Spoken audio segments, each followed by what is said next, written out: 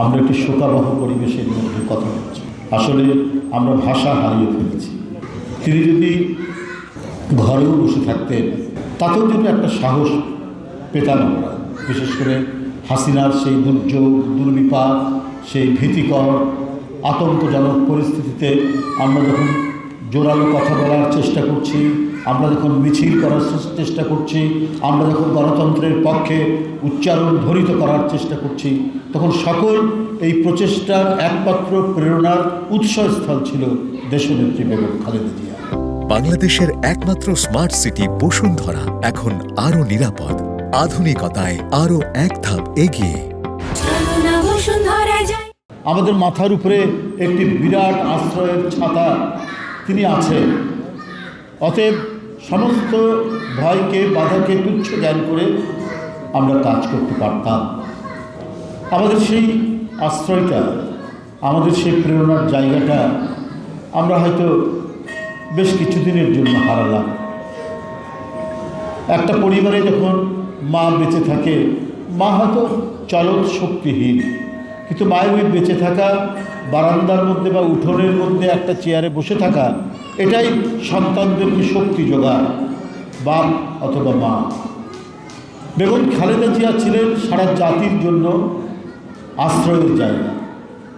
এই জন্যই যে মানুষটি দেশের মানুষকে ছেড়ে দিয়ে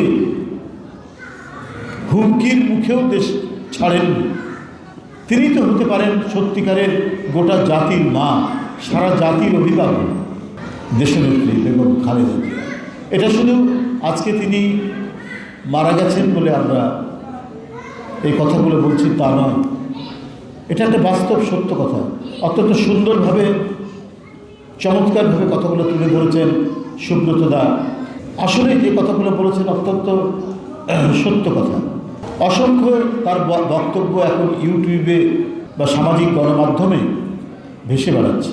তিনি বারবার বলতেন, এই দেশ হিন্দু, মুসলমান, খ্রিস্টান, বৌদ্ধ, উপজাতি সবার, এটা আমরা এমন এক দেশে বাস করছি, আমাদের রাজনৈতিক দল, আমরা আমাদের এমন একটি রাজনৈতিক দল করি, আমাদের রাজনৈতিক দর্শন হচ্ছে প্রত্যেকটি মানুষের ঠাঁই, প্রত্যেকটি মানুষের ঠিকানা, প্রত্যেকটি মানুষের আশ্রয়। তার এই বক্তব্য এখন ইউটিউবে ভেসে বেড়াচ্ছে। কি অসাধারণ, অসাম্প্রদায়িক একজন নারী। একদিকে যেমন তিনি ধর্মপ্রাণ, আবার একই সাথে তিনি খুব প্রচণ্ড রকমের অসাম্প্রদায়িক মানুষ। একজন ধর্মপ্রাণ মানুষ কখনোই সাম্প্রদায়িক হতে পারে না। সত্যিকার অর্থে যদি সে তার ধর্মের মূল ভ্যালুজগুলোকে, মূল্যবোধগুলোকে লালন পালন করে, কেউ কখনোই ভয়াবহ হিংসা, বিদ্বেষ পোষণ করতে পারে না। ধর্মপ্রাণ মানুষের এটা হয় না।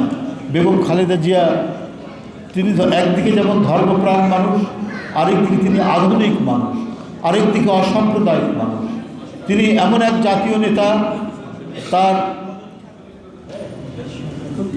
আশ্রয়ে প্রত্যেকটি ধর্ম বর্ণের মানুষ তারা আশ্রয় পেত।